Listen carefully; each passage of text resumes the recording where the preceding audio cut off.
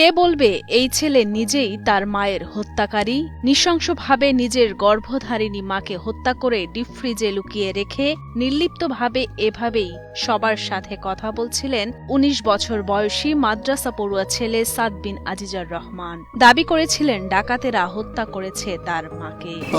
এই বাসা ওই বাসা উপরে সব জায়গায় খুঁজে যখন পাইনি, আমার কি যেন মনে হলো আমি ফ্রিজটা উঠেছিলাম। ফ্রিজ উঠানোর পরে দেখতেছি মা ভিতরে মুখ বাঁধা, হাত পিছনে বেঁধে রাখছিল, মুখও বাঁধা ছিল, গলায় হালকা প্রেশার মতো ছিল। ওখান থেকে তো বের করে নিয়ে আমরা হসপিটালে গেছি।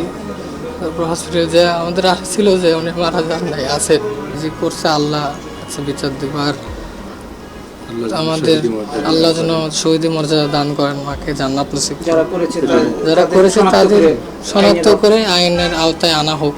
অথচ ঘটনার একদিন যেতেই র্যাবের জিজ্ঞাসাবাদে বেরিয়ে এলো লোমহর্ষক তথ্য। মায়ের হত্যাকারীদের খুঁজে বের করার দাবি করা ছেলে নিজ হাতেই খুন করেছে তার মাকে। র্যাবের কাছে দেওয়া জবানবন্দিতে তিনি স্বীকার করেন, প্রেমে বাধা আর হাত খরচের টাকা না দেয়ায় পরিকল্পনা মাফিক ঠান্ডা মাথায় নিজের হাতে তার মাকে শ্বাসরোধে হত্যা করেছেন তিনি। এমনকি মাকে হত্যার পর বিষয়টি ধামাচাপা দিতে লাশ ফ্রিজে লুকিয়ে রেখে কুড়াল দিয়ে স্টিলের আলমারিতে কয়েকটি আঘাত এবং জিনিসপত্র ছড়িয়ে ছিটিয়ে রেখে তা প্রচার করেন ডাকাতি বলে। মানে ছোট ছেলে যে সাদ, সেই হচ্ছে প্রথম আইডেন্টিফাই করে বাসায় ঢুকে যে তার মাকে পাওয়া যাচ্ছে না, এবং সেই হচ্ছে আত্মীয় স্বজনকে জানায় যে তার মাকে খুঁজে পাওয়া যাচ্ছে না। তার প্রেক্ষিতে তার বাবা আসে, তারপরে আজিজুর রহমান, তারপর হচ্ছে তার মামারা আসে, এসে হচ্ছে ব্যাপক খোঁজাখুঁজি শুরু করে। পরবর্তীতে আবার এই ছেলেই, ছোট ছেলে সাদ, সে ডিপ ফ্রিজের ভিতর থেকে হচ্ছে তার মাকে খুঁজে পায় এবং সবাইকে জানায় যে এই জায়গায় আছে। এরপরে হচ্ছে আমরা গতকালকে রাতে হচ্ছে সাদ, তার বাবা আজিজুর রহমান এবং একজন জনৈক ভদ্রলোক জুয়েল রানা প্রামাণিক, এই তিনজনকে হচ্ছে আমরা জিজ্ঞাসাবাদের জন্য নিয়ে আসি। এবং জিজ্ঞাসাবাদ শেষে, পর্যাপ্ত জিজ্ঞাসাবাদ শেষে সাদ হচ্ছে স্বীকার করে যে সে তার মাকে হত্যা করে। 10ই নভেম্বর দুপুরে বগুড়ার দুপচাঁচিয়া উপজেলা সদরের জয়পুর পাড়ার একটি বাড়িতে ঘটে নির্মম হত্যাকাণ্ড। মূলত মাকে মেরে ফেলার বিষয়টি ধামাচাপা দিতেই ডাকাতির ঘটনা সাজায় ছেলে সাদ। তবে ঘটনার ছায়া তদন্তে নেমে সিসিটিভির ফুটেজ আর সাদের দেয়া বর্ণনায় অমিল খুঁজে পায় র্যাব। তারপরই গত রাতে সাদ সহ তার বাবা ও একজনকে জিজ্ঞাসাবাদের জন্য নেওয়া হয়।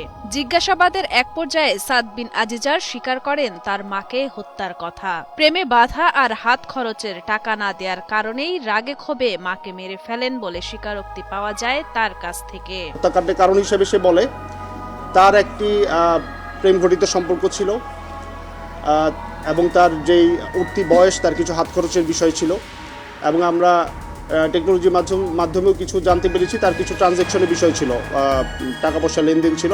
আমরা ধারণা করতেছি এটা হয়তো অনলাইন টুকটাক জুয়া খেলতে পারে। যাই হোক, তার টাকার একটা ডিমান্ড ছিল, সেই হিসেবে সে 500 বা 1000 টাকা প্রায় হচ্ছে তার বাবার কাছ থেকে হচ্ছে টাকা সে নিয়ে নিত আর কি, না বলে।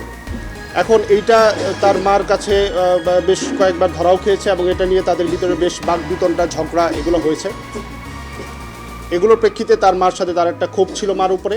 জানা যায় ঘটনার দিন সকালে মায়ের কাছে টাকা চেয়ে না পেলে বাকবিতণ্ডা হয় আজিজারের সাথে। তখন নাস্তা না করেই মাদ্রাসার উদ্দেশ্যে বেরিয়ে পড়েন সাদ বিন আজিজার। মাদ্রাসা থেকে 11টায় বিরতি দিলে আশেপাশে কিছুক্ষণ ঘোরাফেরা করে 12টার দিকে বাড়িতে প্রবেশ করে সাদ। বাড়িতে মাকে একা পেয়ে সুযোগ বুঝে পেছন থেকে মাকে জাপটে ধরে নাক মুখ চেপে ধরে শ্বাসরোধ করে হত্যা করে সাদ বিন আজিজার। তারপর ওড়না দিয়ে তার মায়ের হাত পা বেঁধে বাসার ডিপ ফ্রিজে লুকিয়ে রাখে। আর তারপর বাসায় থাকা কুড়াল দিয়ে আলমারি ভাঙে এবং বাসার সবকিছু ছড়িয়ে ছিটিয়ে রেখে বাসা থেকে বেরিয়ে যায়। পরে হত্যাকাণ্ডের বিষয়টি ধামাচাপা দিতে কিছুক্ষণ পর সাদ বিন আজিজার আবারও বাসায় ঢুকে নাটক সাজায় মা নিখোঁজের। 11টার দিকে যখন বিরতি দেয়, মাঝখানে যে বিরতিটা, সেখানে হচ্ছে সে মাদ্রাসা থেকে চলে এসে আশেপাশে ঘোরাফেরা করে, এবং 12টার দিকে হচ্ছে সে বাসায় ঢুকে নিজের যে চাবি, ওই চাবি খুলে ঢুকে হচ্ছে দেখতে পায় তার মা হচ্ছে বটি দিয়ে সবজি কাটাকুটি করতেছে, এবং আমরাও ঘটনাস্থল পরিদর্শন করে দেখেছি যে উনি দুপুরে রান্নার প্রস্তুতি নিচ্ছিলেন।